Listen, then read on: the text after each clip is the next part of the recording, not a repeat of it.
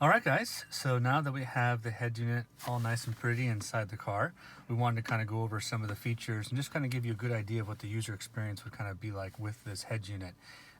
Just right off the bat, one of the really things I really like about this head unit, apart from how nice it fits and the beautiful display, is just going to be the idea that just truly is like an Android tablet in almost every way sense. Like, you have all the similar apps, very similar Android user experience, and I'll run through all this type of stuff with you, but it's a little bit different than just opening up a regular head unit that has manufacturer specific apps or whatnot. It truly is pretty universal. So again, you have your functions on the side here, like home. We're on the home screen right now. I'll start with just some navigation. So you have everything from your Google Maps per se. So I'll show you just kind of the map itself. Obviously, you have full navigation. It's actually pretty quick, to be honest. I was pretty happily surprised with that. You have everything from Bluetooth, and what's one of the main reasons why I was really adept to get this was for my Bluetooth audio portion here. So you have things from Bluetooth audio. You have everything from Bluetooth audio, to the actual Bluetooth in terms of your phone. You have stuff from contacts, you have recent calls, you can sync up other devices, of course, and your contacts here. And then you can even change things like the actual Bluetooth name on your device, set your PIN or whatnot. Like I said, it's very universal. When it comes to music, there's multiple ways to play music on it. You can have music that's actually built in via an SD card, or actually download music from the SD card onto the mini hard drive this has on it. I think most will be just using the Bluetooth audio or playing from sort of external device. You also have your radio, of course, where standard radio functions, everything from AM, FM, all that good stuff. It's all pretty user friendly. You can change your different amplifier stuff right from the radio menu. You have also stuff from video. Video is the same concept as the video as your music. This would be stuff that would actually be put onto an SD card and played off of it, or downloaded onto the actual hard drive itself.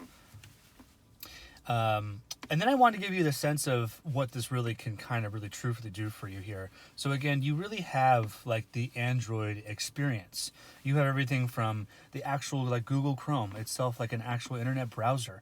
You come right through here and you can actually use this, like I said, like a mini tablet. I think that this is a really, really pretty amazing feature to have at your fingertips in your car. You also have stuff like the APK installer. This was a really cool feature. So from the manufacturer itself, you actually have some preloaded installer apps. So for example, this actually comes with Netflix right on the head unit. You do have to download it, but for example, you have it right here, and you can literally come in and play Netflix, and we'll get to that. Of course, you have aux in, you can switch to set your clock, different Bluetooth stuff. There's a couple of menu stuff on here that's has a couple different ways to access it. So again, different setups here. Here is going to be where I think a lot of people are going to live. This is where a lot of like your main apps are. Again, it's truly like a tablet experience. So you have stuff like your Netflix. You can even download all different types of apps just at the fingertips from the Google Play Store. Everything from you can do YouTube, you can do Spotify. You can really kind of dive in, and anything that the Google Play Store has, you can get on your head unit, which I think is pretty amazing. Okay, let's see. What else? You have your Google Maps there. You have your radio, which we did go over. And then you can see I downloaded the YouTube there. You can sync in all your steering wheel controls as well. Let's just kind of give you a little example of what that's like. So if I click Netflix, we were just kind of messing around and Ozark came up here. You can literally kind of just push play.